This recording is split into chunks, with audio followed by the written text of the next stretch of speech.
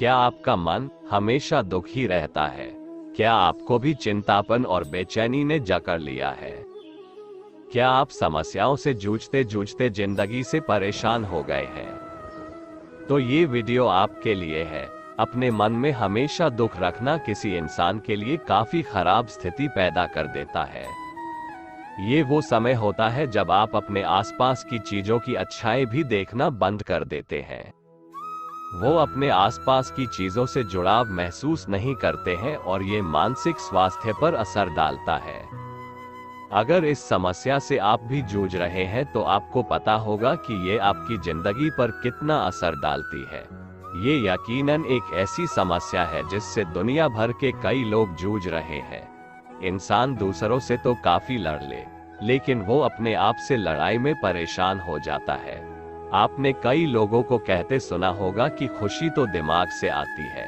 कितनी बार ऐसा हुआ है कि आप पूरी दुनिया के सामने खुश दिख रहे होते हैं, लेकिन फिर भी आप अंदर से खुश नहीं होते हैं। भगवान श्री कृष्ण कहते हैं कि 7 कारणों की वजह से मनुष्य का मन उदास रहता है। तो आइए जानते हैं कौन कौन से वो 7 कारण हैं जिससे हमारा मन हमेशा उदास रहता है। पहला कारण है हमेशा चिंता करते रहना। चिंता मनुष्य का एक गंभीर विकार है। यह मनुष्य को अंदर ही अंदर जलाती है।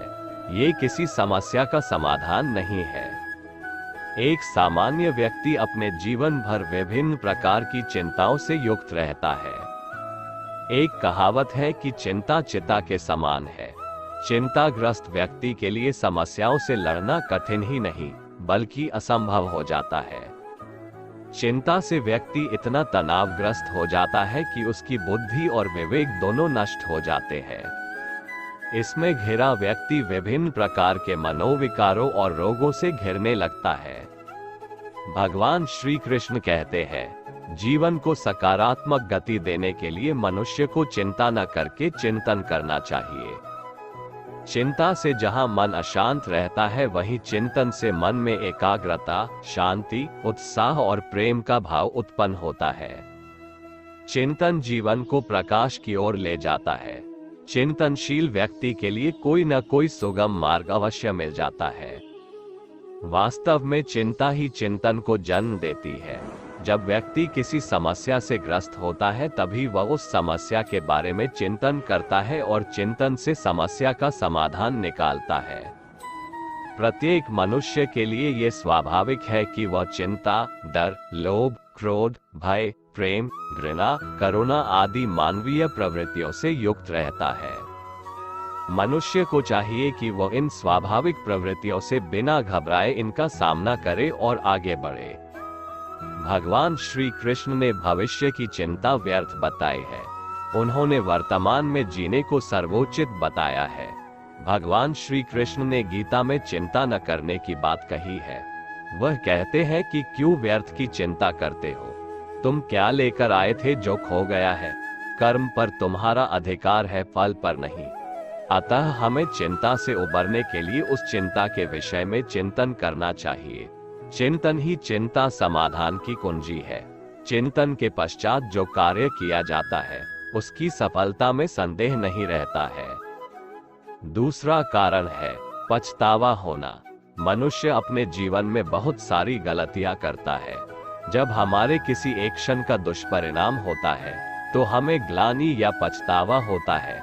इस तरह की भावनाएं सामान्य है और हर मनुष्य के अंदर आती है, लेकिन कई बार हम इस भावना से निकल नहीं पाते और यह हमारे मानसिक स्वास्थ्य को प्रभावित करती है। पछतावा एक नकारात्मक भाव है और यह मुख्यतः अतीत की किसी घटना से जुड़ा है। पछतावा आपको अतीत में जीने पर मजबूर करती है, जो आपके वर्तमान और भविष्य दोनों को प्रभावित करता है। उदाहरण के तौर पर हो सकता है कि आपको किसी ने कुछ बुरा कह दिया और आप उसके मुंह पर जवाब नहीं दे सके। आपको इस बात का हमेशा मलाल रहता है कि आपने उसे जवाब क्यों नहीं दिया। हालांकि इस स्थिति से सीख लेने की जरूरत है। पछतावा होने पर भी आप गुजरे हुए कल को बदल नहीं सकते, इसलिए उस भावना से बाहर निकलना ही बेहतर होता है। तीसरा कारण है मन ही मन कुढ़ते रहना या शिकायत रखना। हम सभी एक पॉइंट पर बुरा महसूस करते हैं और कई बातों को अपने मन में ही सोचते रह जाते हैं। किसी की कोई बात आपको पसंद नहीं आई हो तो आप उसके बारे में सोचते रहते हैं और उसके खिलाफ मन में शिकायत रखते हैं। आपको पता न हो, लेकिन किसी के लिए ग्रज रखने से आपके मन को काफी ठेस पहुंचती है और आप हमेशा बुरा महसूस करते हैं। ये नेगेटिव एनर्जी दुख और उदासी का कारण बनती है और दिल और दिमाग में हमेशा यही सब चलता रहता है। इसीलिए भगवान श्री कृष्ण कहते हैं कि मनुष्य को बीती बातें याद कर मन में कुंठा की भावना नहीं रखनी चाहिए, इससे खुद का ही नुकसान होता है।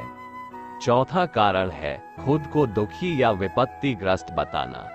अगर आप हमेशा ये महसूस करते रहेंगे कि पूरी दुनिया आपके पीछे है और आपके खिलाफ काम कर रही है, तो आप हमेशा दुखी रहेंगे।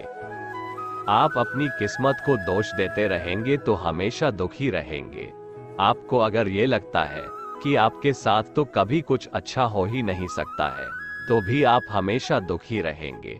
हमेशा अपना कर्म करने पर विश्वास रखें। खुद के भाग्य को कोसने से कोई फायदा नहीं होने वाला है।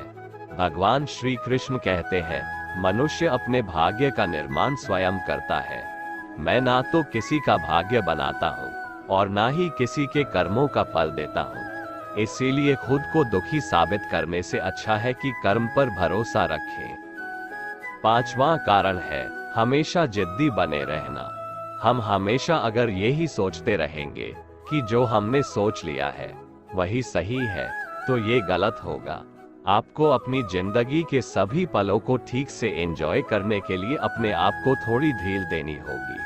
अगर आप हमेशा जिद पर अड़ जाएंगे तो धीरे धीरे लोग भी आपसे दूर होने लगेंगे और आप खुश भी नहीं हो पाएंगे। अपने लिए नियम और कायदे बनाना ठीक है, अपनी पर्सनल बाउंड्री सेट करना भी सही है, लेकिन कई बार आपको स्थिति के हिसाब से ढलना भी होता है। छठा कारण है हमेशा तुलना करते रहना। एक बात आपको समझनी होगी कि मानसिक शांति और खुशी तभी मिलती है जब आप अपने आप से खुश रहते हैं। समाज वैसे भी हमारी तुलना सभी से करता रहता है, लेकिन अगर आप खुद भी अपनी तुलना किसी न किसी से करते रहेंगे तो आप कभी खुश नहीं रह पाएंगे। ये समझना जरूरी है कि हर इंसान अलग है, हर कहानी अलग है, हर किसी के हालात अलग हैं। हो सकता है जो आपके पास है वो किसी और के लिए सपना मात्र हो। खुद को कभी कम न समझे और हमेशा किसी से अपनी तुलना न करे। सातवां और अंतिम कारण है खुद को बेहतर बनाने के लिए काम न करना। अगर आप खुद को बेहतर बनाने के बारे में नहीं सोचते हैं तो ये गलत है। आपको हमेशा खुद को ओपन रखना होगा, अलग अलग तरह की चीजों पर ध्यान देना होगा।